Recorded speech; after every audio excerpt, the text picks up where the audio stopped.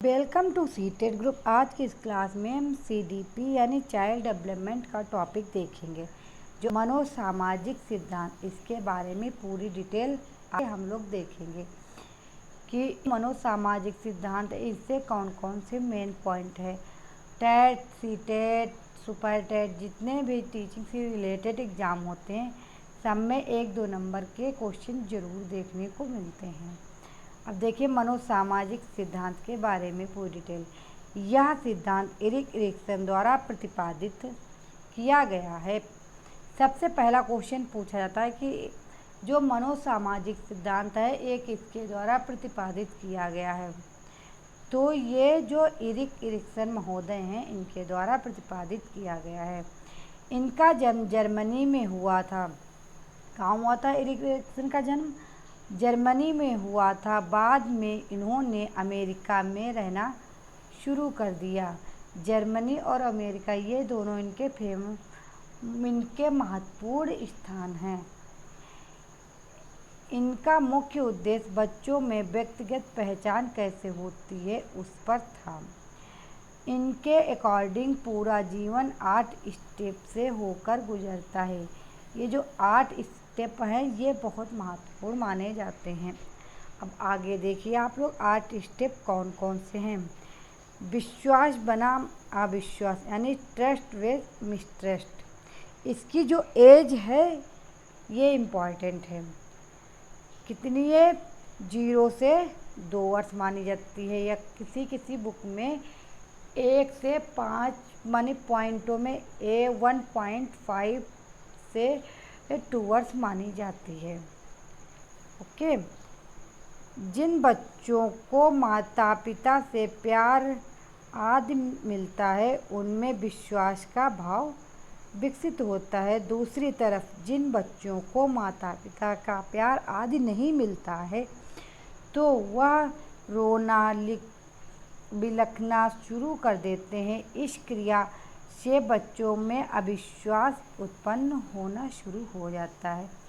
कहने का मतलब है यदि फैमिली में माता पिता से बच्चों को प्यार मिलता है तो उनमें विश्वास पैदा होता है, और यदि उनमें झिड़क मतलब कहने का मतलब है जब उनको डांटा जाता है या मारा जाता है, बच्चों में विश्वास नहीं किया जाता है तो उनमें अविश्वास पैदा हो जाता है। आगे देखिए नेक्स्ट पॉइंट कौन सा है। सेकेंड पॉइंट जो है स्वायत्ता बनाम शर्म यानी लज्जा शक। इसकी जो एज लिमिट है 1.5 से 2 या 3 वर्ष मानी जाती है। स्वायत्ता का अर्थ होता है स्वयं से, अर्थात जब बच्चों से खाना कपड़ा पहनना ज़्यादा पसंद करने लगते हैं, वे अब दूसरों पर निर्भर रहना नहीं चाहते हैं तो स्वायत्ता कहलाता है। दूसरी और बात यह सख्त माता पिता जब काम करने पर डांटते हैं तो वे बच्चे अपने ही अंदर शक का अनुभव करते हैं। इसीलिए बच्चों को डांटना नहीं चाहिए, उन्हें प्यार से समझाना चाहिए, ऐसा एरिक एरिक्सन का मानना है।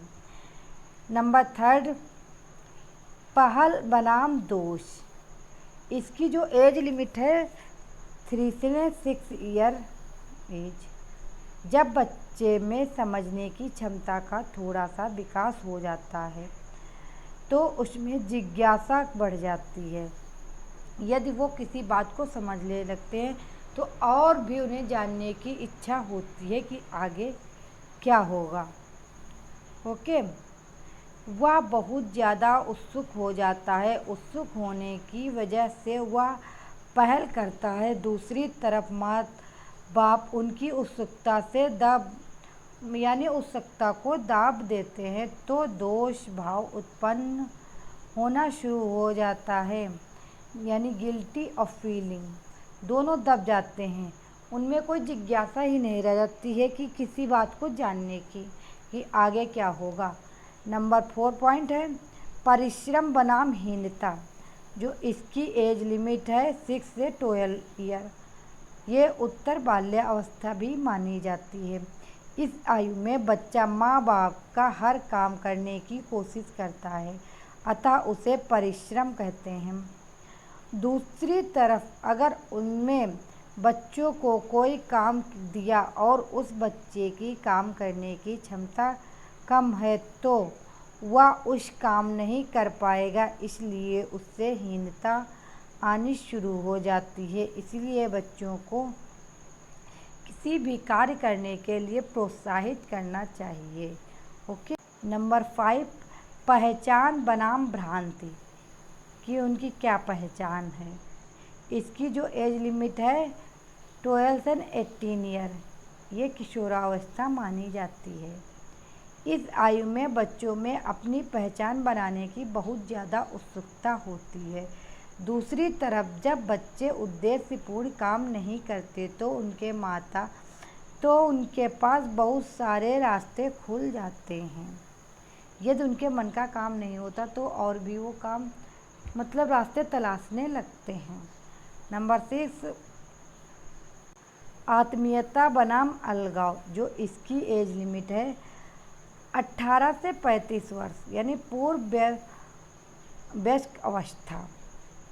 आत्मीयता में आदमी दूसरों के साथ घनिष्ठ संबंध बनाता है। घनिष्ठ संबंध होने की वजह से वह दूसरों के साथ मिलजुल कर रहता है, जिसे आत्मीयता कहते हैं। दूसरी तरफ जब आदमी दूसरों के साथ घनिष्ठ संबंध नहीं बना पाता तो वह सबसे अलग रहता है, जिसे अलगाव कहते हैं।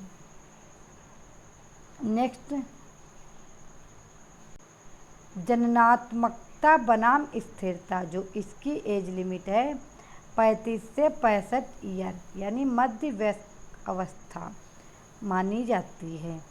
इसमें क्या होता है देखिए आप लोग, जननात्मकता में हम दूसरे लोगों के बारे में ज़्यादा सोचते हैं, दूसरों को भला करने की सोचते हैं। दूसरी तरफ जब लोगों में इस सोच का विकास नहीं होता तो उसमें स्थिरता आ जाती है। नंबर 8, संपूर्ण बनाम निराशा। इसकी जो एज लिमिट है 65 ईयर से ऊपर मानी जाती है, यानी प्रौढ़ावस्था मानी जाती है। इस उम्र में आदमी की अधिकतम इच्छाएं पूर्ण हो चुकी होती हैं। वह अपने भविष्य की बजाय अपने बीते दिनों को याद करता है कि उसकी कितनी सफलताएं हुई और कितनी असफलताएं हुई। यदि उसकी सफलताएं ज़्यादा मिलती हैं तो वह उसे संपूर्णता कहता है। अगर किसी ने ज़्यादा सफलताएं हासिल नहीं की तो उसमें निराशा आ जाती है। इसीलिए इसको संपूर्णता बनाम निराशा कहा जाता है। यदि वह अपने जीवन में पूरे कार्य जितने भी सोचता है वो मनुष्य वो पूरी कर लेता है तो उसमें संपूर्ण आ जाता है। यदि वो नहीं कर पाता तो उसमें निराशा उत्पन्न हो जाती है। ओके, आगे देखिए आप लोग, इसमें किस प्रकार से क्वेश्चन पूछा गया है सीटेट में। मनोसामाजिक सिद्धांत निम्नलिखित में से किस पर बल देता है। ये सीटेट पेपर सेकेंड 2014 में पूछा हुआ क्वेश्चन है।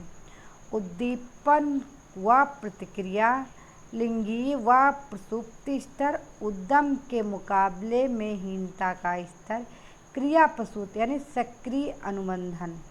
तो इसका राइट आंसर सी है, उद्यम के मुकाबले में हीनता स्तर। ओके, आज की क्लास कैसी लगी आप लोग लाइक एंड शेयर करिए। Thank you very much.